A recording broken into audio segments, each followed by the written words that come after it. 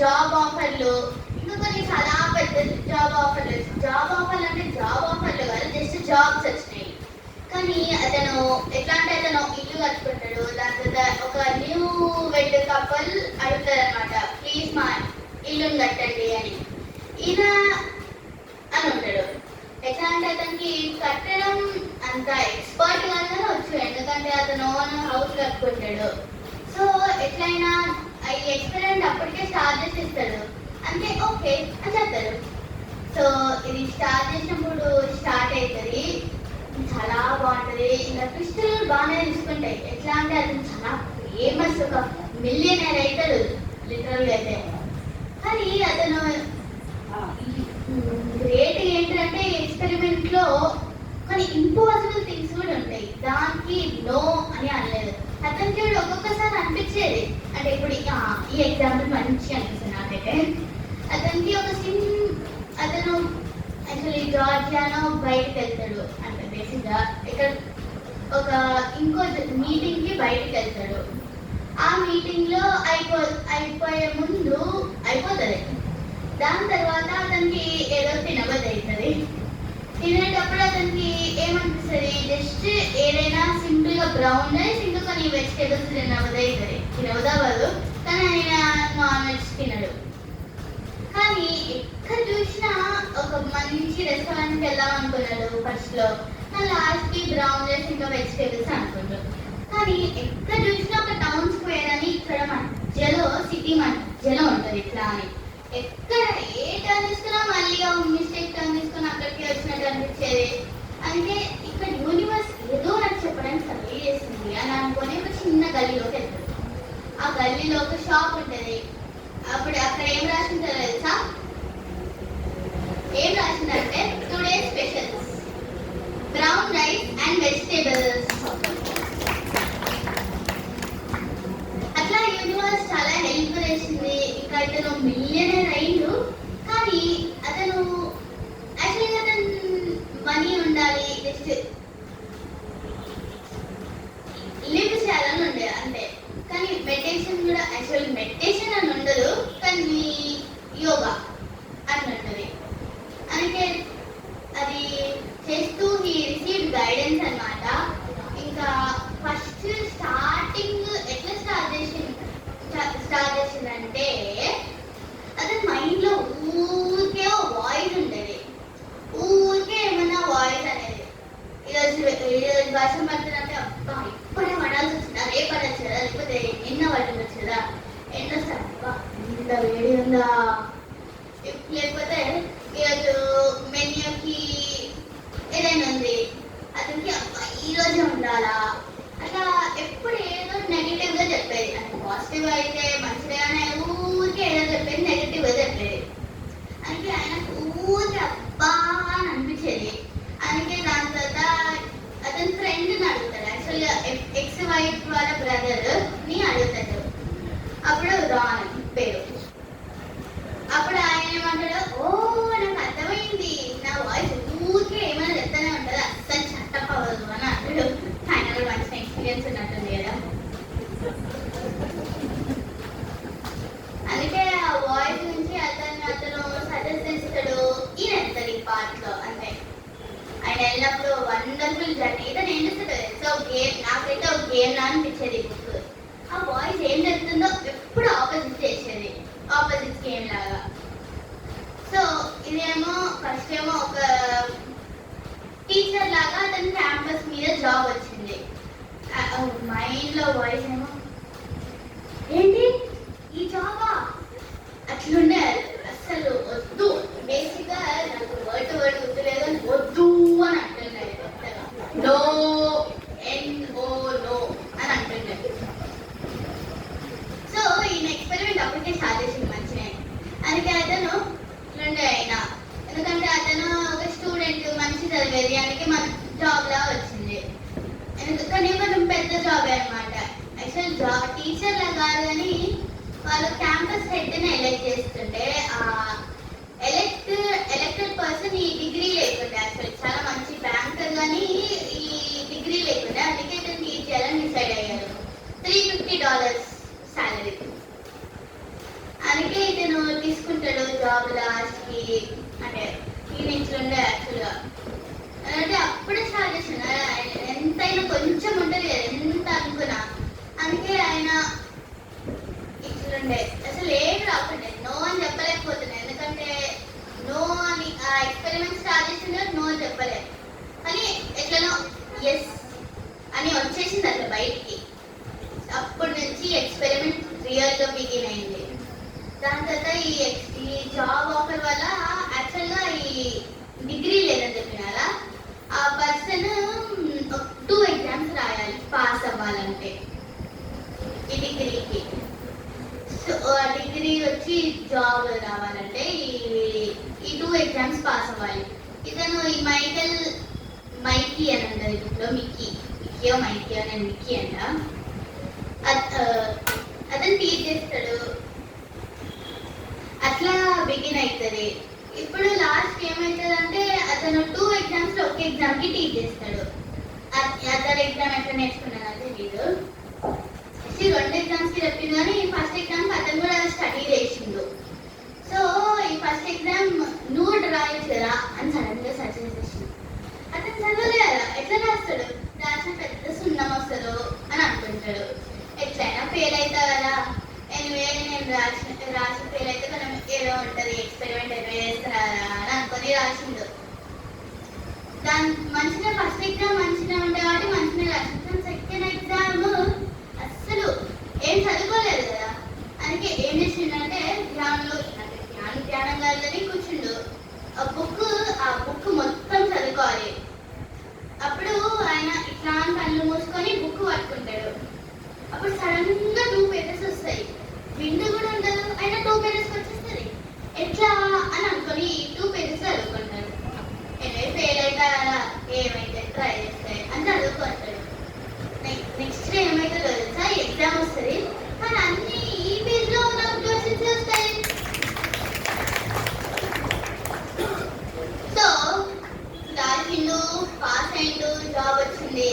ఆ జాబ్ తోటి అతను ఒక ఏరియాలోకి వస్తాడు. ఆ ఏరియాలో ఇల్లు అంటే మొత్తం చెప్పాలంటే బుక్ చదవడమే నాకు ఆల్మోస్ట్ 1 అవర్ పట్టింది, చెప్పడానికి ఎంతసేపు పడుతుంది. అందుకే జస్ట్ అట్లా మొత్తం ఎవల్యూషన్, కోతులు హ్యూమన్స్ కి ఎట్లయితే అతన్ని కూడా ఎవల్యూషన్. కానీ నాకు రియల్ ఇన్స్పైరింగ్ ఏమనిపించింది అంటే, అతను కంపెనీ బ్యాంక్ కరప్ట్ అవుతుంది, ఎవరు స్టీల్ చేస్తారు డబ్బులన్నీ. సో అతని కంపెనీ క్లోజ్ డౌన్ అవుతుంది.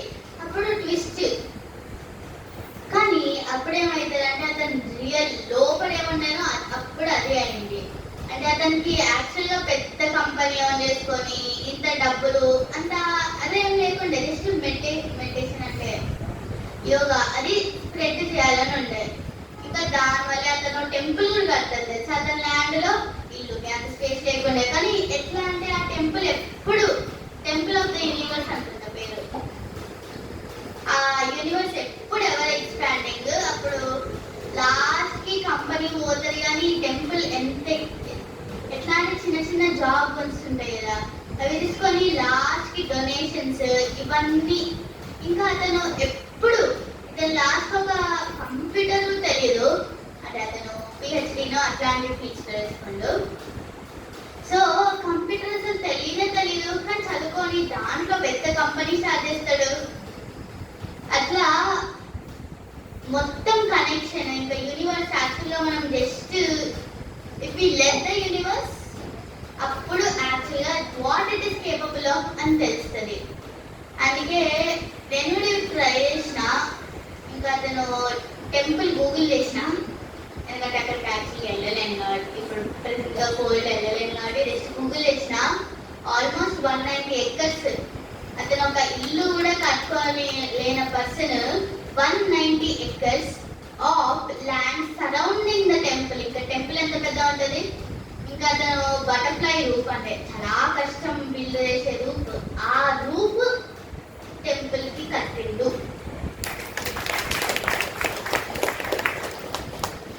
సో ఆ బుక్ చదివినాక చాలా ఇన్స్పిరేషన్ వచ్చింది నాకు. సో నేను కూడా అంటే నాకు అంత పెద్ద డెసిషన్స్ లేకుండా ఇప్పుడు అందుకే చిన్న చిన్నవి ఇప్పుడు యూనివర్స్ ఏం గ్రాస్ప్ చేయడానికి ట్రై చేసినా ఇంకా నాకు మరీ మిలియనేర్ అంటే అవ్వలే, కానీ చిన్న చిన్న చేంజెస్ చాలా అనిపించినాయి. ఇంకా ఈ బుక్ కూడా అంటే అన్ని బుక్స్ సజెస్ట్ చేస్తాను నేను, ఎందుకంటే ఇప్పుడు ఈ బుక్ బాగాలేదని చెప్పలేను, ఎందుకంటే ఏదో ఉంటుంది ఆ బుక్లో. ఇంత నాకు ఇంకా ఒక కోట్ ఉంచి ఉంటుంది. బుక్స్ కూడా బుక్స్ ఇప్పుడు కొంతమంది బుక్స్ చదవలేదు అని నాన్న ఎక్కువ చదవడు,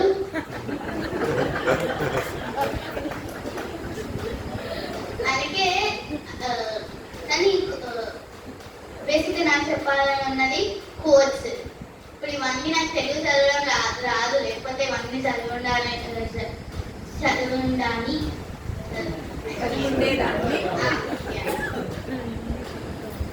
సో నాకు కోర్స్ గురించి అప్పుడు చెప్పిన ఎట్లా అంటే ఒక పెద్ద పుస్తకం ఒక సెంటెన్స్ లో వేస్తే ఏమవుతుంది ఎసెన్స్ అదేమవుతుంది అంటే ఒక కోట్ అవుతుంది, అది ఉన్నది ఎసెన్స్. కానీ నాకు కోర్స్ ఇప్పుడు నేను ఇప్పుడు మొత్తం ఎక్స్పెరిమెంట్ ఒక కోట్ లో కూడా విన్నాను తెలుసా. మొత్తం బుక్ కూడా కొంచెం అర్థమైంది, కొంచెం అర్థం కాలే, అంటే నా ఏజ్లో చదవలే కదా, అయితే నాకు కొంచెం అర్థమైంది అవ్వలే. కానీ డీప్ వెళ్ళినప్పుడు ఎంత మీనింగ్ ఉంటుంది ఆ బుక్లో. అసలు మేనిఫెస్టేషన్ అంటే ఈ బుక్లోనే.